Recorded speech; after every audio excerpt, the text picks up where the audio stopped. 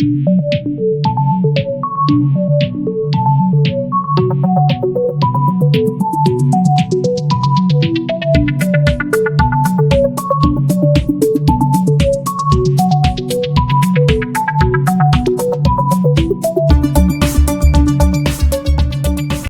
దినము ఆదివారం. రక్షణ పొందిన వారు పరిశుద్ధులుగా,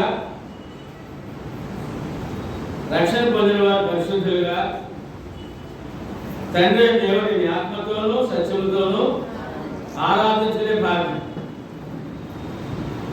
అది అందరికీ దొరికే భాగ్యం కాదు. పాప క్షమాపణ, ఆత్మరక్షణ కొరకై క్రీస్తులోకి బాప్తిసం పొంది నిత్య జీవానికి అర్హులైన వారికే ఆ సత్యారాధన జరుగుతుంది. ఆ ఆరాధన క్రమము మొదటిగా ప్రార్థన ద్వారా దేవుని ఆరాధించాలి.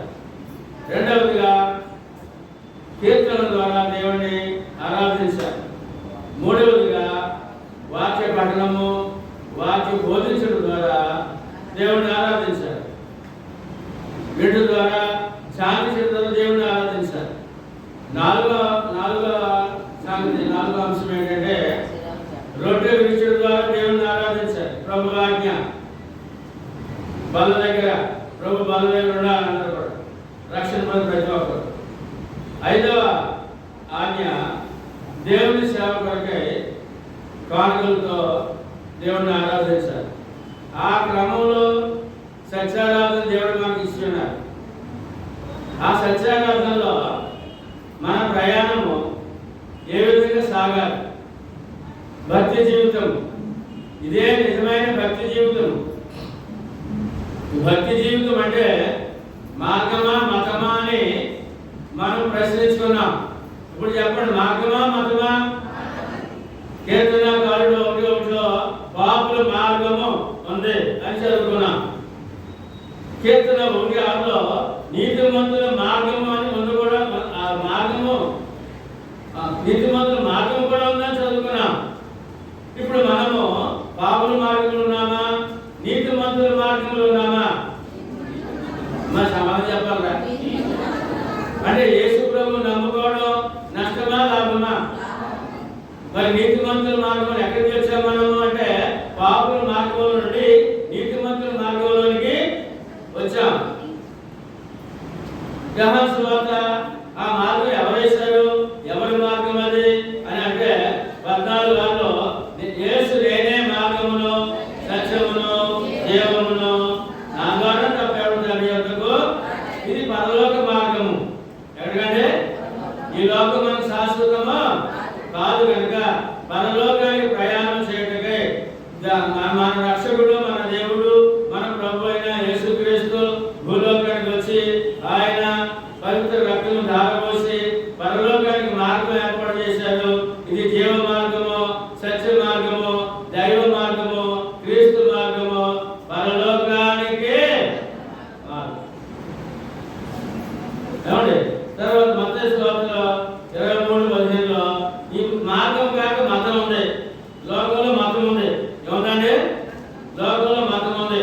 ఏంటంటే అక్కడ ప్రభు చెప్తారు, ఒకరి మీ మతంలో కలుపుకున్నటకు సముద్రం భూమిని చుట్టూ వచ్చేతను అతడు కలిసినప్పుడు మీకంటే 2 అంతలు నరకపాత్రుడిగా.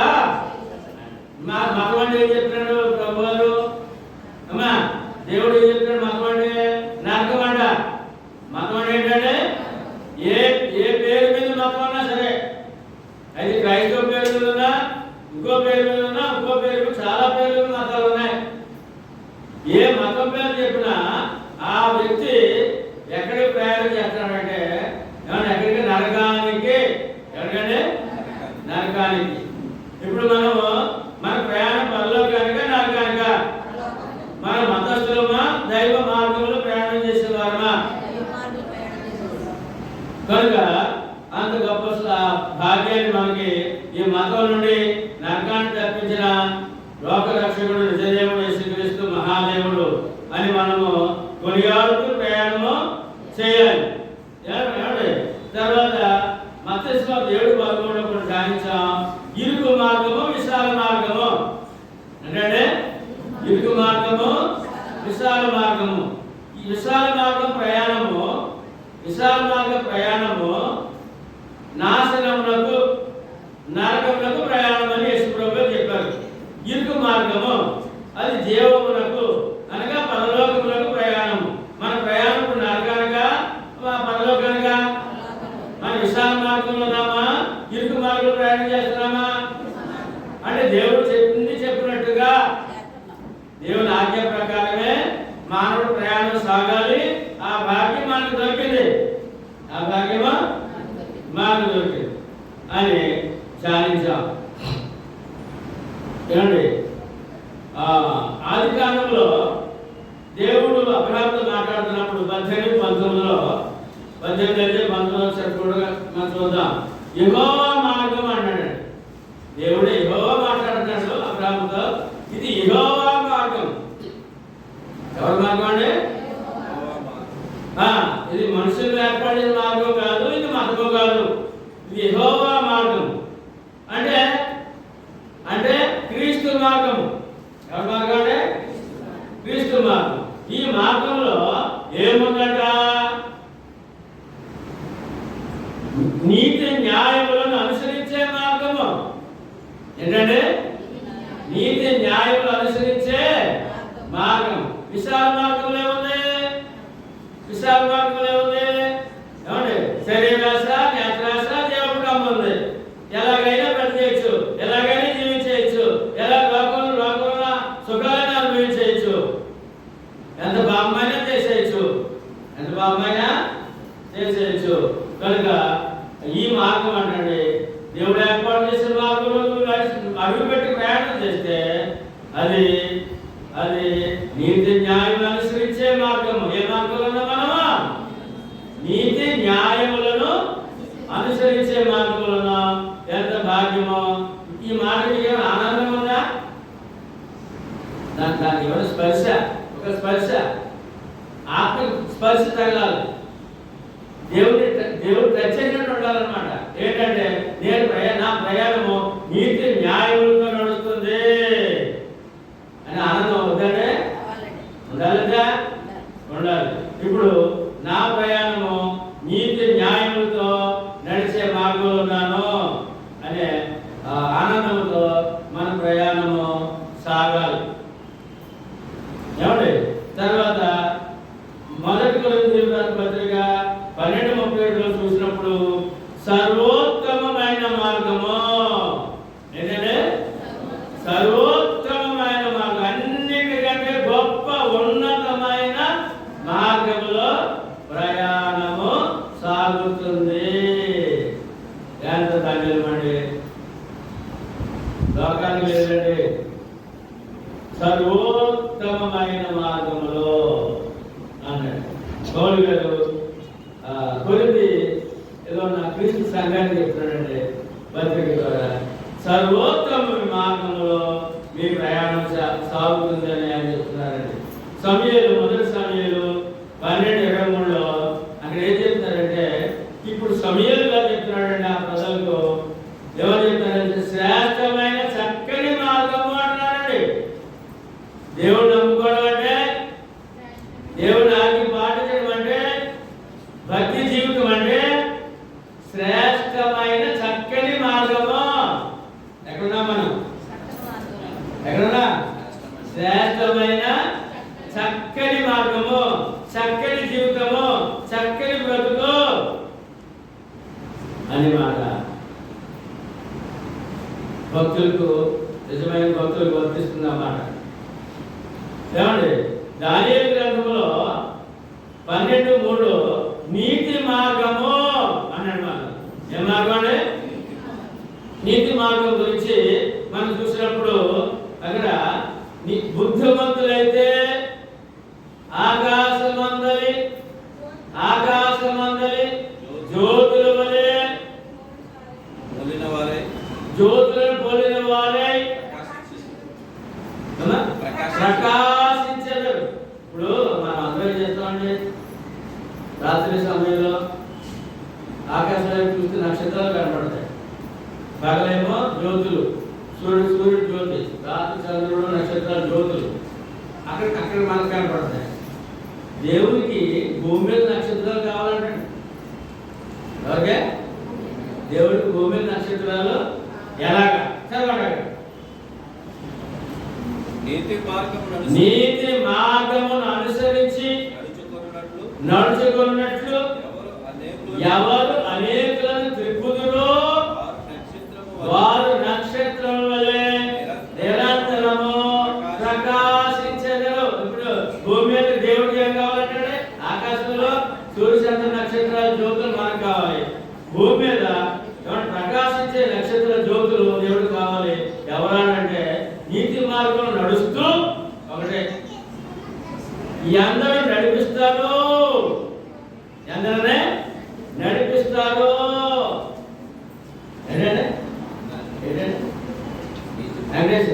ఎంతమంది నడిపించారు? కుటుంబాన్ని నడిపించారు. దేవుని దగ్గర ఏమైనా నువ్వు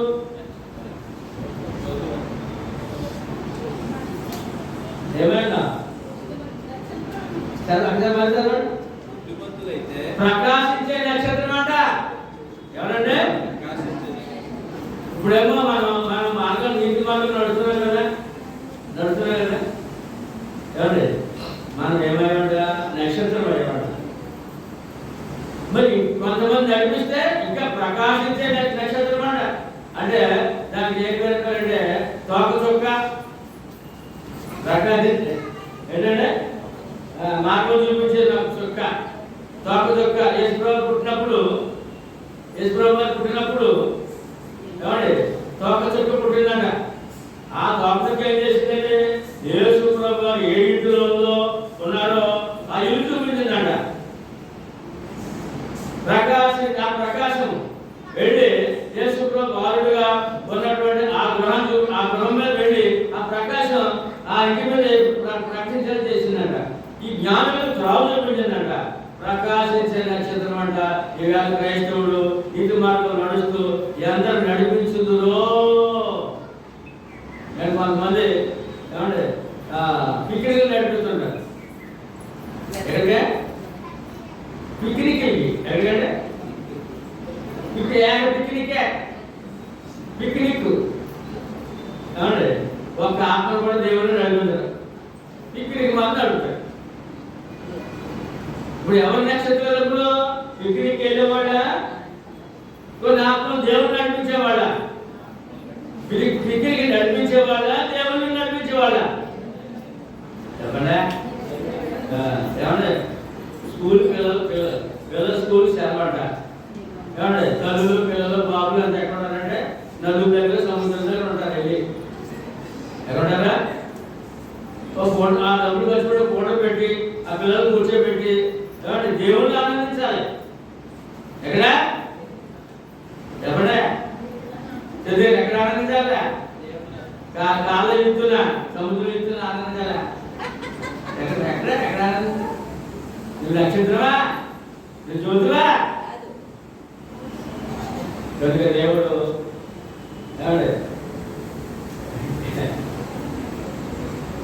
వెంకటేశ్వర చూసి నేను అదే మురిసిపోతున్నాను. నేనే మురిసిపోతున్న సేవకుడుగా దేవుడికి ఎంత ఆనందం అంటే నక్షత్రం కనపడుతున్నాను. ఏ నక్షత్రము? ప్రకాశించే నక్షత్రం. ఇప్పుడు ఏం చేద్దాం మనము? అనేకులు నడిపించాలంట. ఏం చేయాలంట? మనం నడకూడదంట.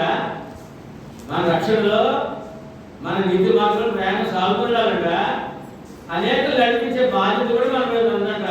అప్పుడు భూమి మీద ఒక నక్షత్రము, తెలుగో నక్షత్రము. ఏ నక్షత్రం అంటే ఆ డిగ్రీ మాకు ఏమవుతా చెప్పండి. కావాలంటే శిశుడు నీ కూతురు ఎందుకు నడిపించా? అప్పుడు ఇవేమయ్యా? ప్రకాశించే నక్షత్రం అయ్యన్నమాట. అదే మన పిల్లల్ని, మన కుటుంబాన్ని, స్నేహితుల్ని వాళ్ళతో మన దేవుడికి మాట్లాడాలండి. ఆ హక్కు మనకి ఇచ్చాడండి. ఆ బాధ్యత మనకి ఇచ్చాడండి. అది మన రక్షణ భాగ్యం అంటే. అదేవిధంగా ఏమండి తర్వాత మన నీతి మార్గం చూసాం.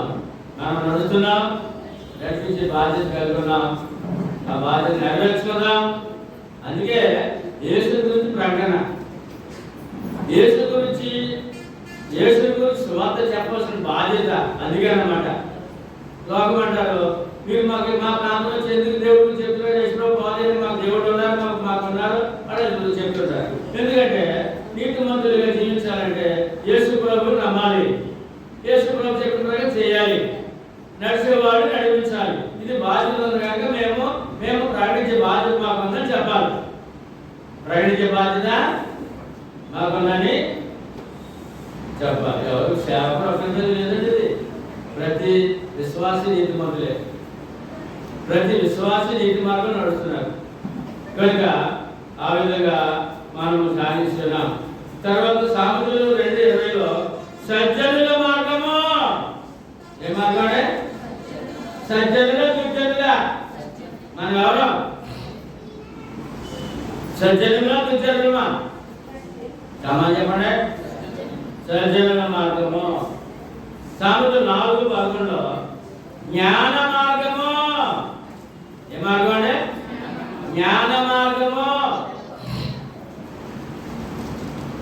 అంటే దైవ జ్ఞానము కలిగిన వారి మార్గము. మూఢుల మార్గం కాదు, మూఢభక్తి పరుల మార్గం కాదు, జ్ఞాన మార్గము. ఏమండి? యథార్థమైన మార్గం, యథార్థవంతుల మార్గం.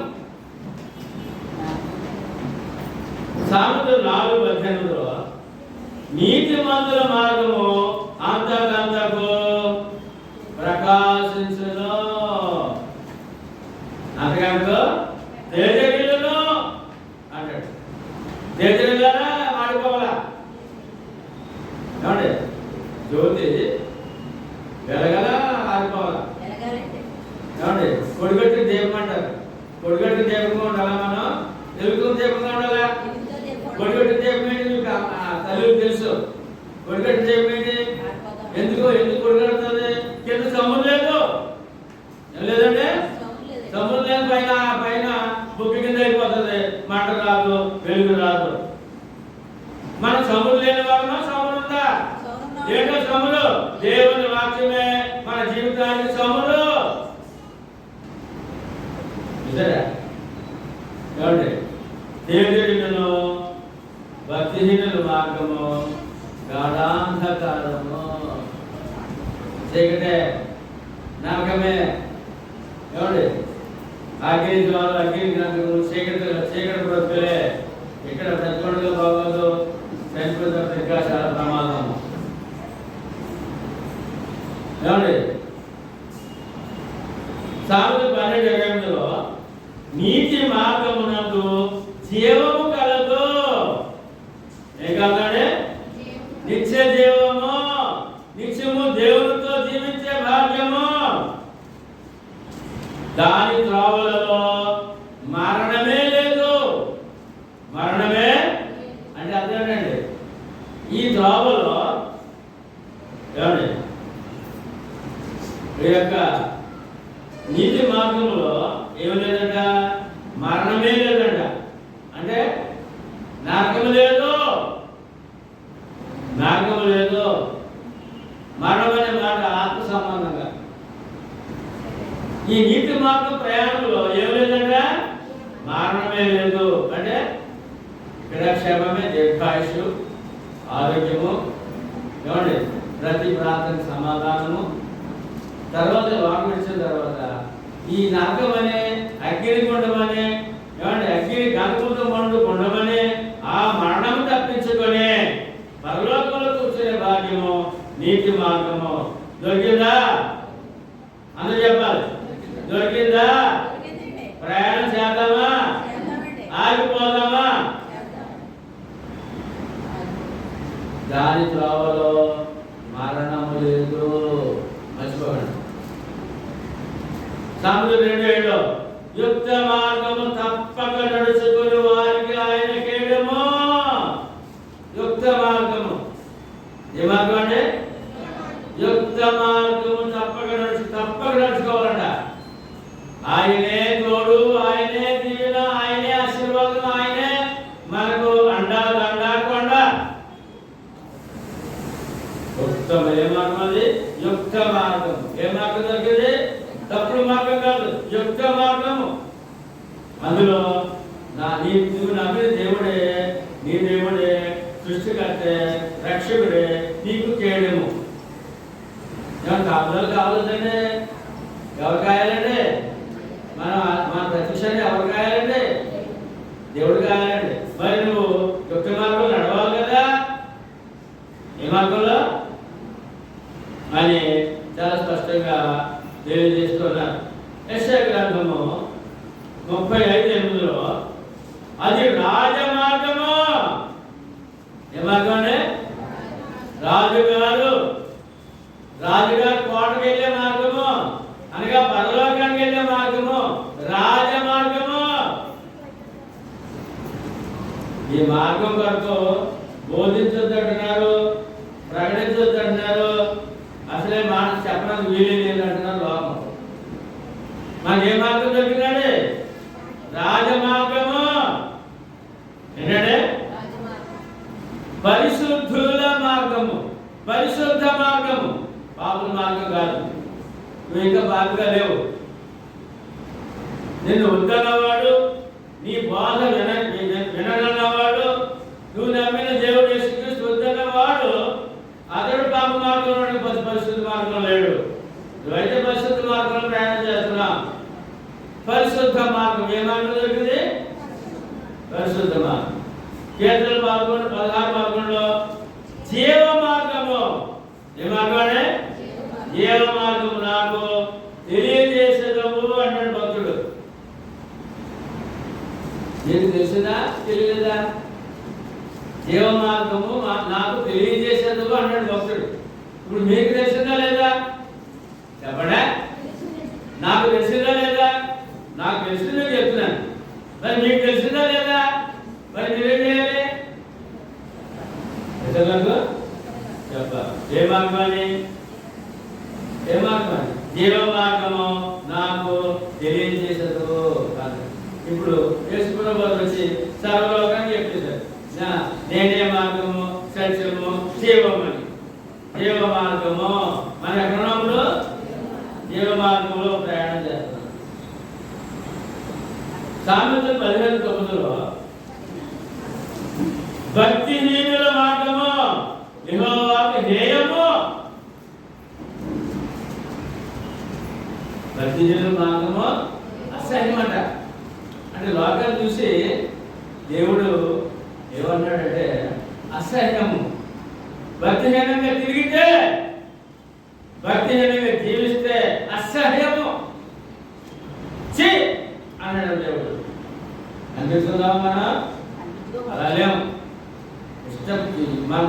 మనం చూస్తే దేవుడు ఇష్టపడేలా ఉన్నాం, అసహించుకునే లేవు. అసహించుకోలేగా లేవు. ఎందుకంటే ఎవరిని అసహించుకుంటాడట? భక్తిహీనుల మార్గము యెహోవాకు హేయము. ఈ మాట నాకు భయం లేదన్నా. ఆయనకి హేయం అయితే మానవుడు బ్రతికి ఎలా ఉంటుందండి? ఆశీర్వాదం ఉంటుందా? పరలోక ప్రయాణం సాగుతుందా? నరకం రెడీగా ఉంది, అగ్నిమండం రెడీగా ఉందని చెప్పి మనం భయపడాలండి. మన సమాజం వరకు, మన కుటుంబం వరకు. ఏమండి? కీర్తన మరి సాగు 15:10లో మార్గం విడిచిన వారికి కఠిన శిక్ష కలుగును. ఏంటంటే అమ్మా, మార్గంలో ఉన్నాం, ప్రయాణం చేస్తున్నాం, విడిచిపెట్టి మళ్ళీ లోపల కలిసిపోతే కఠిన శిక్షలు అడిగి ఉంది మనకే. శిక్ష ఏంటో? శిక్ష అంటే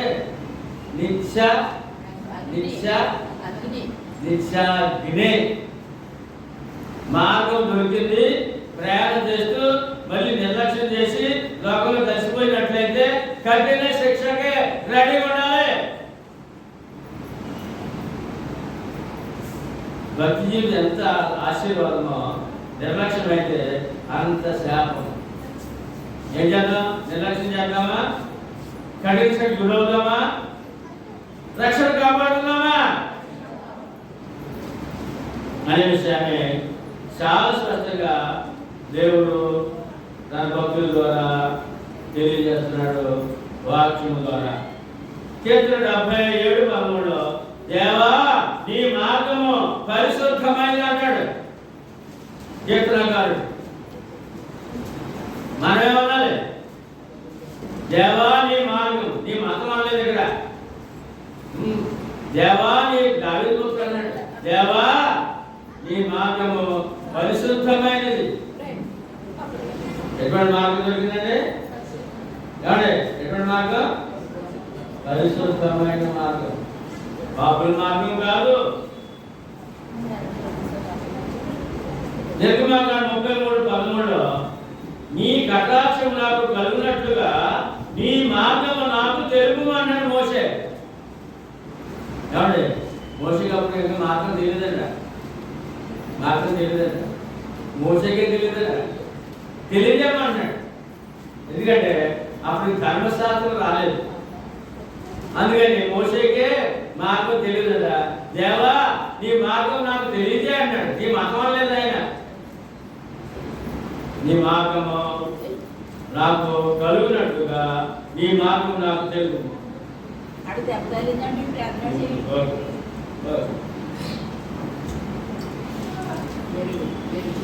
ఎవరన్నాడు ఈ మాట? యెషయా అన్నాడు, ప్రవక్త. ఎవరు?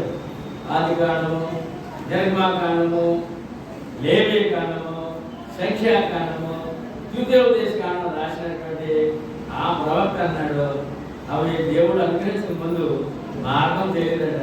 నీ మార్గం నాకు తెలియజే దేవా అంటున్నాడు. మనకు తెలిసింది, మనం ఏం చేయాలి? వెంబడించాలి, ప్రయాణము సాగించాలి. అపొస్తలుల కార్యములలో సంఘాన్ని ఏమన్నారంటే, అక్కడ యూదులు ఏమన్నారు సంఘాన్ని? ఏమండి యోధ మతం ఉన్నాయి అప్పటికే. మరి క్రైస్తవులు కూడా వారు ఏమన్నారంటే, ఇప్పుడు లోకం అన్నట్టే అన్నారు. లోకం ఏమంటున్నారు? ఇప్పుడు మన ప్రభుత్వాలు ఏమంటున్నాయి? లోకస్తులు ఏమంటారు? క్రైస్తవ మతం అంటారు. ఏమన్నారంటే ఏమన్నారు? ప్రభు నమ్మినప్పుడు ఏమో మతం మార్చేసారు, మతం మార్చి ద్వారా. అయితే ఆదిలో కూడా యోధ మతస్థులు క్రైస్తవులు క్రీస్తు సంఘాన్ని ప్రభు నమ్మిన వారిని మతగా అన్నారట. ఏమన్నారంటే, అయితే పౌలు గారు చాలా క్లియర్గా మరి క్రీస్తు సంఘం అనగా యేసు ప్రభు నమ్ముకోవడం అనగా ఏమైందో అపొస్తలుల కార్యములు 19:23 ఆ కాలములో క్రీస్తు మార్గమును గురించి చాలా అల్లరి కలిగెను. క్రీస్తు మార్గం గురించి అండి యేసు ప్రభు నమ్మిన వారు ఏమండి ఇక్కడ ఆరాధించుకుంటే నిశ్చయం చేసి వచ్చు. ఏమండి పౌలు గారు ఏమన్నాడండి? క్రీస్తు మార్గమును గూర్చి అల్లరి కలిగిన అన్నాడు. ఏమండి యేసు ప్రభుని బాప్తిసం పొందడం అంటే అది మతమా మార్గమా చెప్పండి. ఇప్పుడు అమ్మా మతమా మార్గమా? ఏ మార్గము? క్రీస్తు. క్రీస్తు మతంలోనా మార్గంలోనా మనం అన్నాడు ఇక్కడ. క్రీస్తు మార్గములు అని తర్వాత ఏమండి 22:4 ఈ మార్గములోనున్న పురుషులను స్త్రీలను బంధించి చెరసాలలో వేయించు మరణం వరకు హింసించి తినంటాడండి. పౌలు అన్నాడండి, ఈయన ప్రభు నమ్మనప్పుడు, ఈయన యోధ మతస్థుడిగా ఉన్నప్పుడు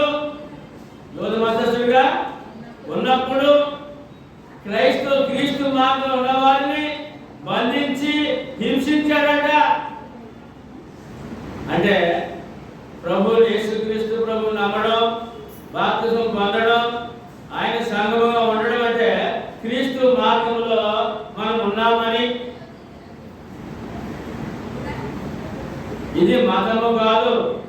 ఇంకానే పౌలు గారు ఒప్పుకున్నాడు. ఏమనంటే 22:4 ఈ మార్గములోనున్న ఎవరంటే ఈ మార్గములోనున్న పురుషులను స్త్రీలను బంధించి చెరసాలలో వేయించు మరణం వరకు హింసించింది అన్నాడండి.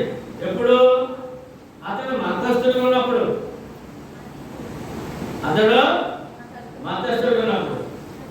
మళ్ళా గలతీ పత్రికలో ఈ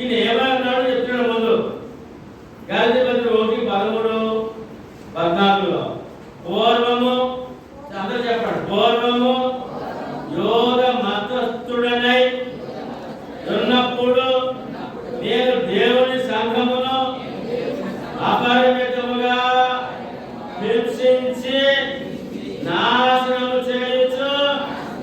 క్రీస్తు సంఘం అంటే ఏంటంటే దేవుని సంఘము. అమ్మా మనం ఎవరు? దేవుని సంఘమును అంటే క్రీస్తు మార్గము. దేవుని సంఘము క్రీస్తు సంఘం అంటే దేవుని మార్గమును అపరిమితంగా హింసించాడన్నాడండి. హింసించదని ఎందుకు హింసించాడట? హింసించాడట నా పితరుల పారంపర్యాచారమందు. ఎందుకంటే ఆచారాలు వారి పితరుల పారంపర్యాచారం నమ్ముకుని విశేషాశక్తి గలవాడని నా స్వజాతీయులలో నా సమాన వయస్కులైన అనేకుల కంటే యూదుల మతములో ఎవరంటే పౌలుకి ఎక్కడున్నాడు? ముందు రాత్రి భాగం ఎక్కడున్నాడు? యూదుల మతములో. ఇవాళ ప్రభు నామక ముందు మనం ఎక్కడున్నాం? ఏదో మతంలో ఉన్నాం. అలాగే పౌలు గారు రాత్రి భాగం ముందు యూదుల మతంలో ఉన్నాడట.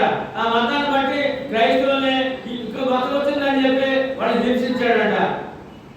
యూదుల మతంలో ఆధిక్యత నొందితనని నా నడవడిని చూసి మీరు వింటిరి కదా అంటాడు. కనుక అంతకుముందు యోధ మతంలో నుండి నేను క్రీస్తు మార్గంలోకి వచ్చానని సగర్వంగా చెప్తున్నాడు. కానీ ఇది మతం కాదు, క్రీస్తు మార్గం అని చెప్తున్నాడు. ఈ మార్గం అలా జరిగిందని చెప్పాడు.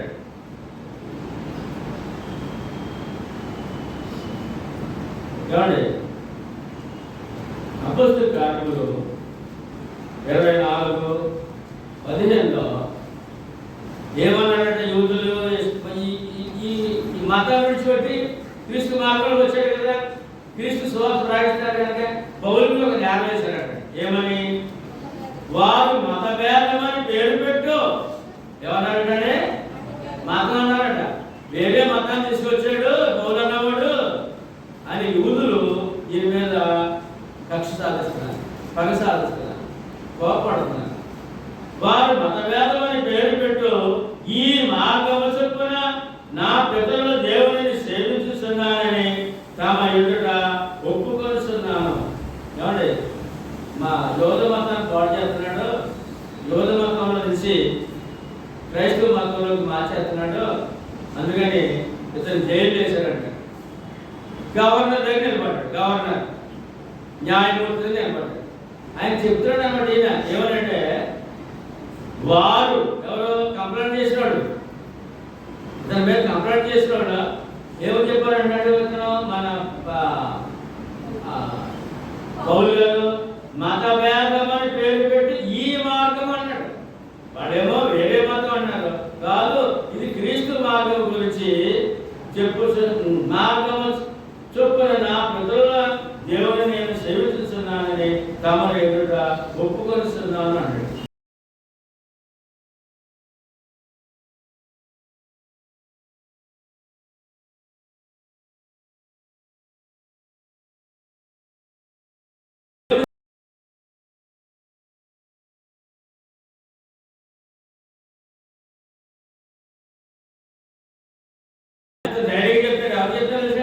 గవర్నర్కి మరణ శిక్ష విధించే అధికారం గల గవర్నర్ దగ్గర మాట్లాడుతున్నాడు ముద్దాయిగా.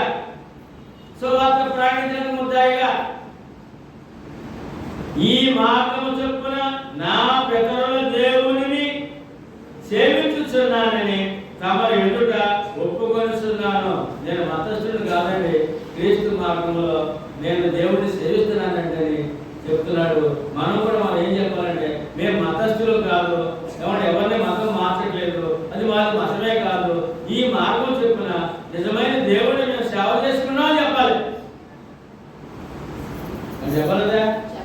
తిరిగి పారిపోకూడదు. అపోస్తలుల కార్యములు 24:5లో ఏమండి?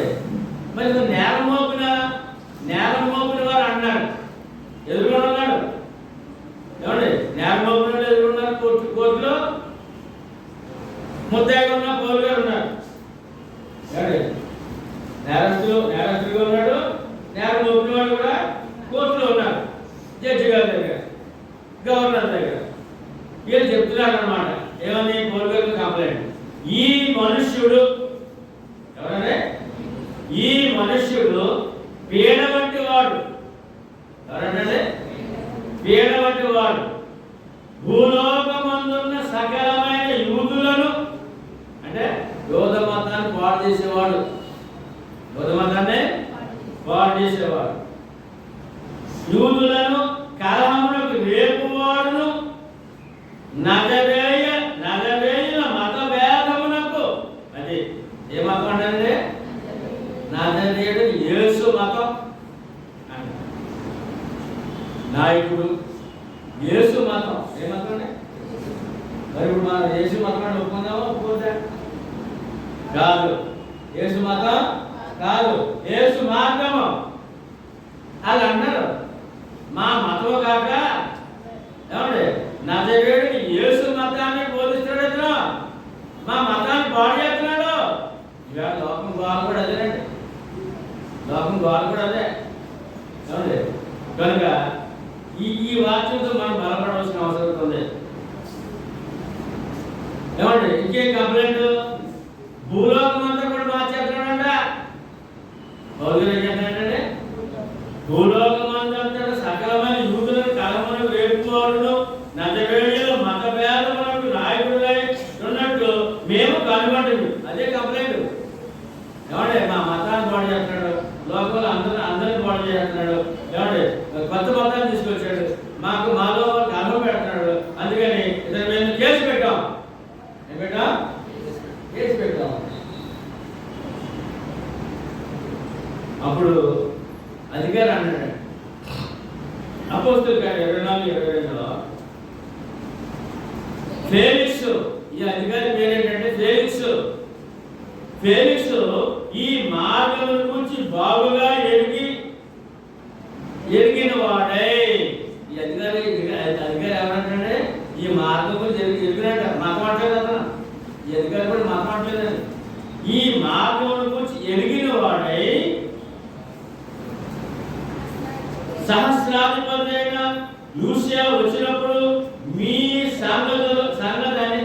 సంగతిని నేను విచారించి తెలుసుకుందానని చెప్పి విమర్శ నిలిపివేసాను. ఏమంటే ఈయనకు తప్పించుకున్నాడు, అర్థమైపోయింది ఆయనకి. ఏమండి ఇక్కడ యోధ మతాన్ని బట్టి ఎవరు పోరాడుతున్నారు, ఈయనేమో దైవ మార్గము, ఆ మార్గాన్ని బట్టి నేను దేవుడిని సేవిస్తున్నానని ఈయన చెప్తున్నాడు. కనుక ఈయన బంధించిన అధికారి వచ్చినప్పుడు నేను విమర్శ చేస్తానని చెప్పి వీళ్ళు పంపించేసి వాయిదా వేసేసాడు. ఏం చేయడంటే వాయిదా వేసాడు. ఈయన ఈ అధికారి అంటే ఈ ఫేలిక్స్ అనే గవర్నర్ ఈ మార్గం గురించి బాగుగా ఎరిగిన వాడట. అంటే క్రీస్తు బోధలు, క్రీస్తు సువార్త, క్రీస్తు సంఘము, ఆరాధన అంటే అధికారి అంటున్నాడు ఈ మార్గము అంటున్నాడు.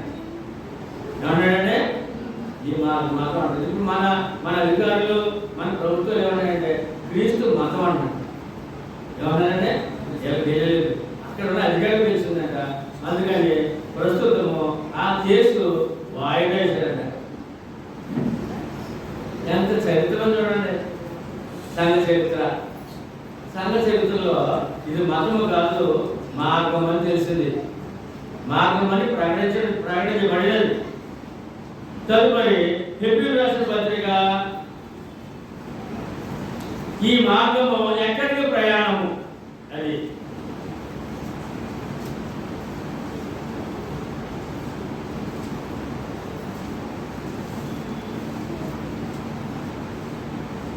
సామెతలు 8:20 చూద్దాం. ముందు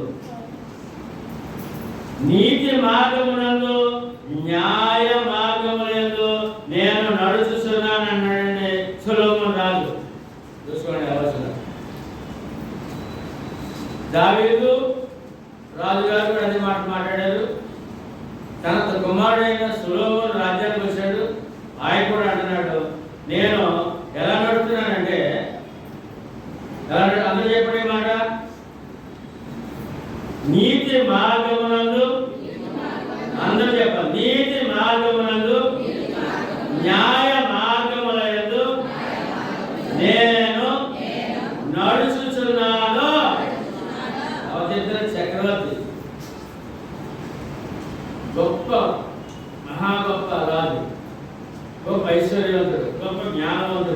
ప్రపంచంలో వేరే కన్నా ఆయనకంటే గొప్ప జ్ఞాని కానీ, గొప్ప రాజు కానీ, గొప్ప ఐశ్వర్యవంతుడు కానీ లేనటువంటి ఆయన దేవుడి గురించి మాట్లాడుతూ ఇది మతం అంటలేదు, మార్గం అంటున్నాడు.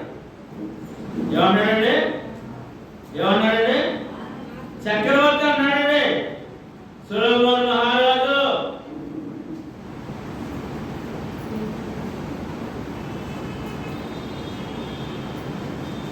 నీతి మార్గము, న్యాయ మార్గము నేను నడుచుకొస్తున్నాను. ఇప్పుడు మీరు మరణాలు ఎక్కడ నడుస్తున్నప్పుడు నీతి మార్గము, న్యాయమైన అన్యాయ మార్గం కాదు, ఏమండి భక్తిహీన మార్గము కాదు మనం నడిచేదని నీవు ధైర్యముగా నీ ప్రయాణము సాగవలసిన అవసరత ఉంది.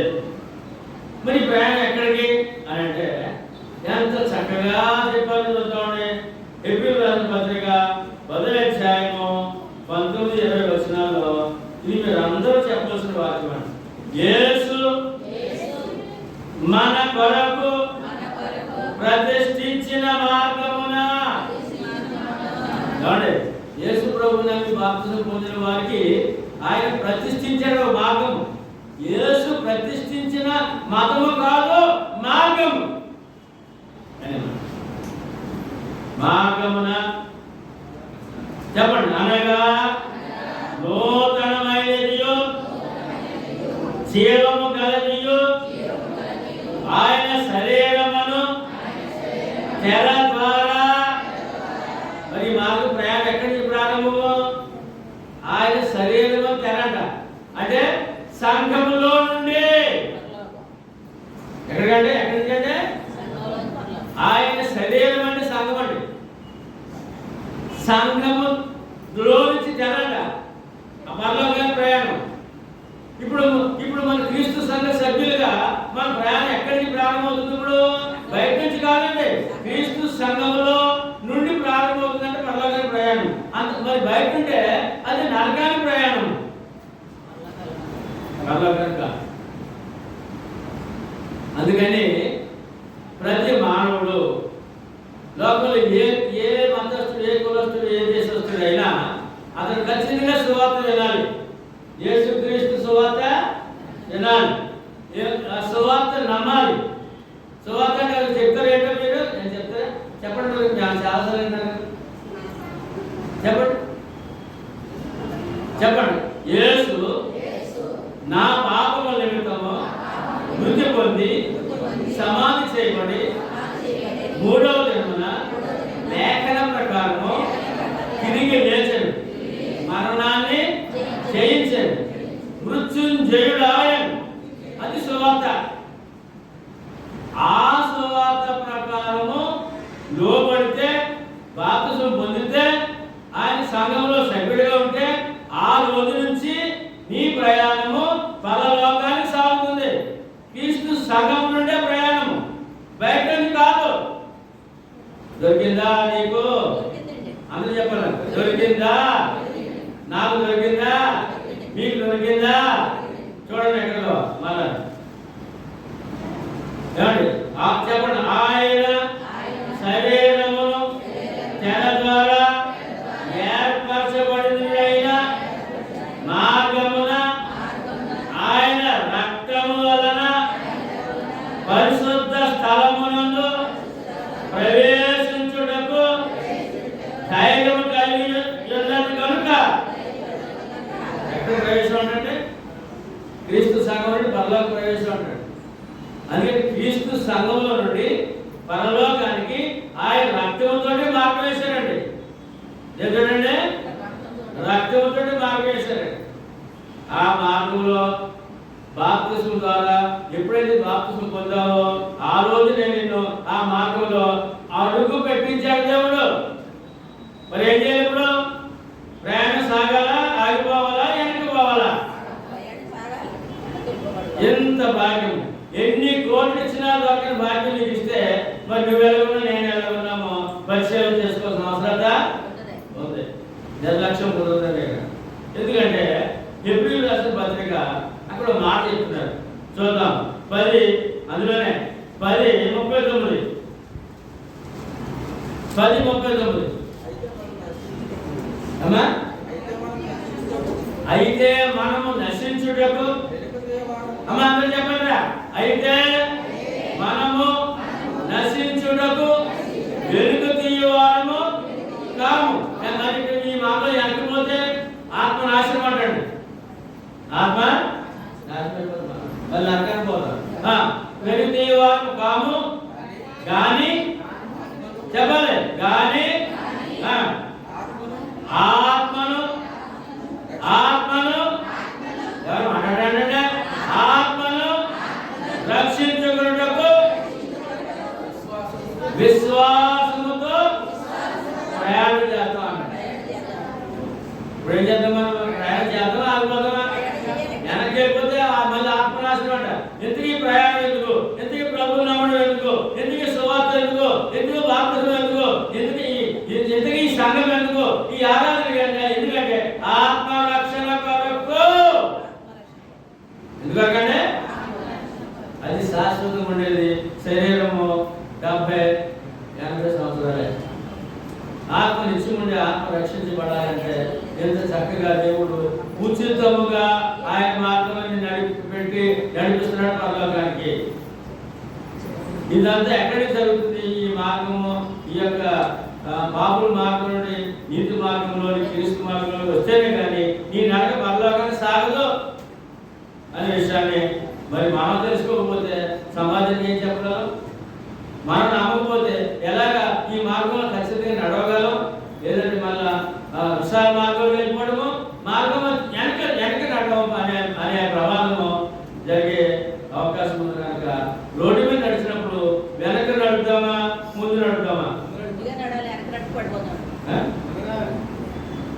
అది ఒకటి తెలుసు కదా. అది అక్కడ తెలియని ఎవరు ఉంటారు? చెప్పు, ఎవరు ఉంటారు? వెనక నడక మంచిదా? నువ్వు ఎక్కడికి వెళ్తున్నావో ఆ నడక ముందు నడక మంచిదా కదా? మరి దేవుడు నాకు నడవని పర్లోకి నడవంటే నువ్వు వెనక నడితే నష్టమా, ముందు నడితే నష్టమా? ఈ మాట అర్థం కదా అనే మాట. భౌతిక ప్రయాణాలు ఎన్నో ఉన్నాయి. అది మన ఆశీర్వాదం. ప్రయాణం చేస్తాం, ముందుగా నడుస్తాం, చాలా స్పీడ్గా నడుస్తాం, చాలా తొందరగా నడుస్తాం, తొందరపడతాం. అలాగే దేవుని పరలోకాన్ని చేరడానికి ఈ ప్రయాణం ముందుకే సాగాలి. ఇహలోక ఆశీర్వాదం ఉంది, పరలోక ఆశీర్వాదము రెండు ఉన్నాయి. ఉన్నాయండి? ఉన్నాయి. కనుక సామెతలు ఇలా చెప్తారండి. 4:12-13 నీవు నడుచునప్పుడు నీ అడుగు ఇరుకున పడదు. చూసుకోండి ఎలా చెప్పారు.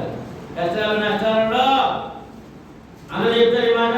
నీవు నడుచున్నప్పుడు నీ అడుగు ఇరుకున పడదు.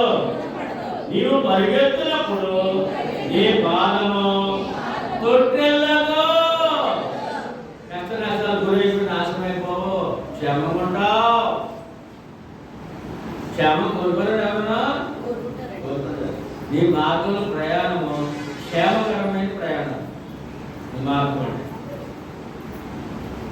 అంటే ఆఖరుగా ఇంకా దగ్గరికి వచ్చామండి. సామెతలు 15:24 ఇది కూడా అందరూ చెప్తాం. క్రిందనున్న అందరూ చెప్తారు. నువ్వు అందరూ నోటిపోవాలండి. క్రిందనున్న పాతాళములో తప్పించుకొనవలెనని బుద్ధిమంతుడు పరమునకు పోవు జీవ మార్గమున నడుచుకొనును. ఈ మార్గం ఎక్కడికంటే పరమునకు పోవు జీవ మార్గము. ఏంటంటే పరమునకు పోవు జీవ మార్గమున నడుచుకొనును. ఏం చేద్దాం? ఇప్పుడు ఒక నిర్ణయం తీసుకుని బయటికి వెళ్ళాలి.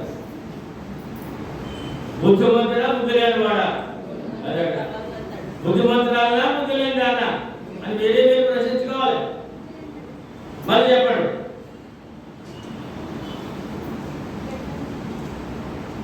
క్రిందనున్న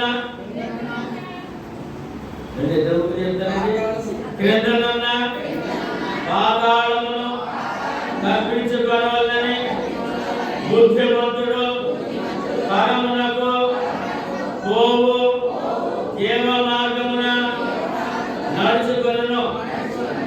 పరలోకానికి వెళ్ళి జీవమార్గం దేవుడు ఇచ్చి నడిపిస్తుంటే నువ్వు నిర్లక్ష్యం చేస్తే బుద్ధిమంతుడు కాకపోతే ఆ బుద్ధి జ్ఞానాలు నీకు నాకు లేకపోతే క్రిందనన్న పాతాళకి వెళ్ళిపోతావురా. అడిగేదంటే కింద పాతాళం ఏమున్నాడు? పాతాళం ఏముంది నీకు తెలుసా? ఏం చెప్పండి సార్? అగ్ని జ్వాలలు. ఎవరంటే అంటే మనము ఈ లోకంలో 70, 80, 100 సంవత్సరాలు బతుకు దేవుడు ఇస్తే ఆయన బ్రతుకుదాం. ఒకవేళ మార్గం విడిచేసి జీవమార్గం విడిచి లోకంలో చనిపోయి అనుకోండి, ఆ కనుమూసిన వెంటనే అగ్ని జ్వాలలో కాలిపోతాం అనమాట. అది తప్పించుకున్నాడు బుద్ధిమంతుడంట. అది నాకు పరలోకానికి అంట. ఎంత గొప్పగా సిద్ధపరిచాడు దేవుడు మనల్ని. ఉచితముగా అలానే ఏం కోట్లు ఇచ్చామా? ఏం కోట్లు ఇచ్చామా? ఉన్నాయా? ఉన్నాయా? కొన్ని ఇస్తే దొరుకుతుందా? కొన్ని ఉన్నాయి ఇస్తే దొరుకుతుందా? ధనంతో ముడిపెట్టింది కాదు, వాక్యముతో నీ విశ్వాసంతో ముడిపడిన మార్గం ఇది. నీ మనసుతో ముడిపడిన మార్గము, మనసులో ముడిపడిన మార్గము. శరీర సంబంధమైన కాదు, శరీర సంబంధమా కాదు. ఏమండి? అపొస్తలుల కార్యములు 13:6-11 వరకు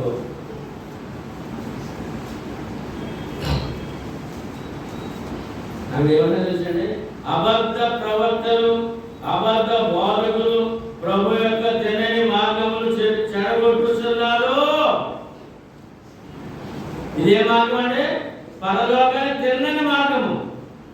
ఏంటంటే గడ్డ తిట్టాలేమి లోకం అంటారండి. లోకం అంటారు గడియ సంబంధానికి వెళ్ళాలనుకో ఎక్కడికి రావాలి అంటే కామంగా నుంచి రావచ్చట, గుడాల నుంచి రావచ్చట, ఏమంటే మరి మండలాల నుంచి రావచ్చు అంటే అమెరికా నుంచి కూడా ఈ గడియ సంబంధం రావచ్చంట. అంటే లోక సంబంధం గుడిపెట్టేసి అన్ని నదులు సముద్రంలో కలుస్తాయట.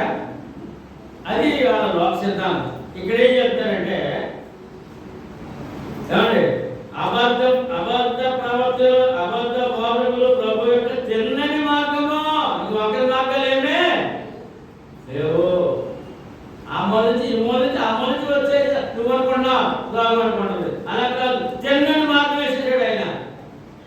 ఏ మార్గం అంటే తిన్నని మార్గము, రాజమార్గం. ఏ మార్గం అంటే రాజమార్గం. మరి ఇప్పుడు లోకంలో అబద్ధ ప్రవక్తలు, అబద్ధ బోధకులు ఉన్నారా? ఉన్నారు. చూడండి, ఈ తిన్నని మార్గం చెడగొట్టేవాళ్ళు ఎవరంట? అబద్ధ ప్రవక్తలు, అబద్ధ బోధకులు అంట. అమ్మ లోకంలో ఉన్నారా? ఏమన్నా ఉన్నారా? ఉన్నారు. చూద్దాం. ఆఖరి మాట చూసుకుని 2 పేతురు 2:1-2 మరియు అబద్ధ ప్రవక్తలు ప్రజల్లో ఉండేవి, అటువలనే మీలోను అబద్ధ బోధకులుందరు. వీరు తమ్ము కొనిన ప్రభువుని కూడా విసర్జించుచు తమకు తామే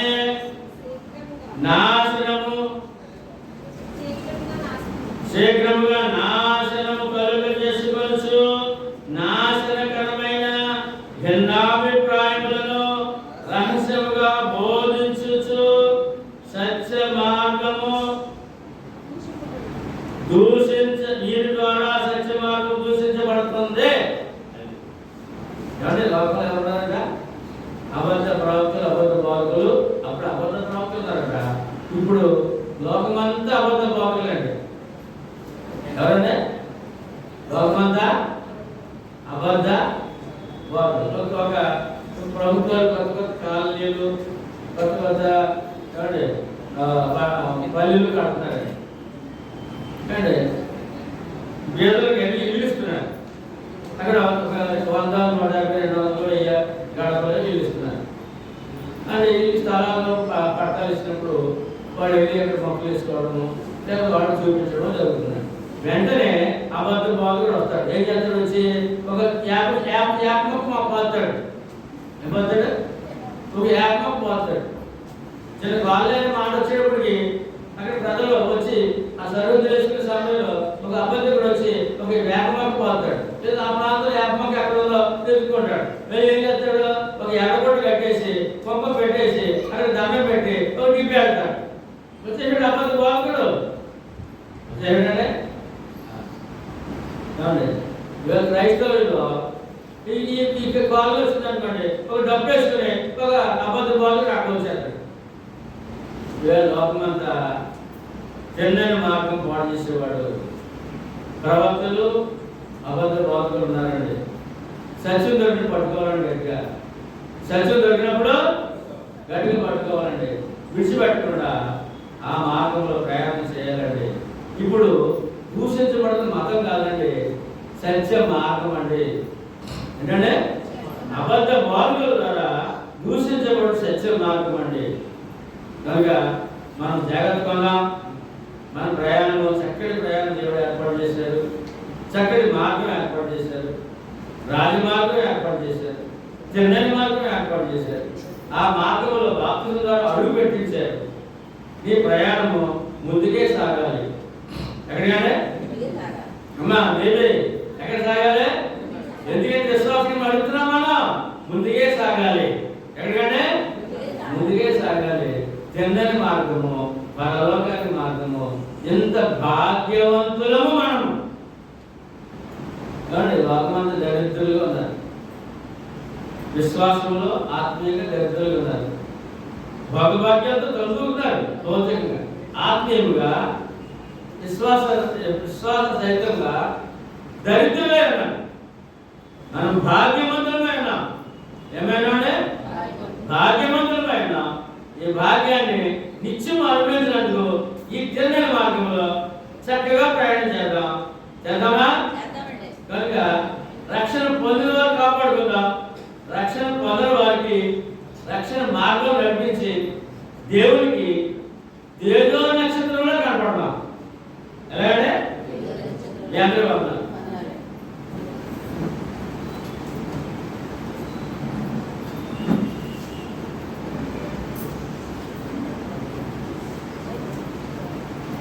గొప్ప లేఖనాల ద్వారా గొప్ప హెచ్చరిక మనకి ఈరోజు తెలియజేశారు. అనేకమైన విషయాలు తెలియజేశారు ఈరోజు.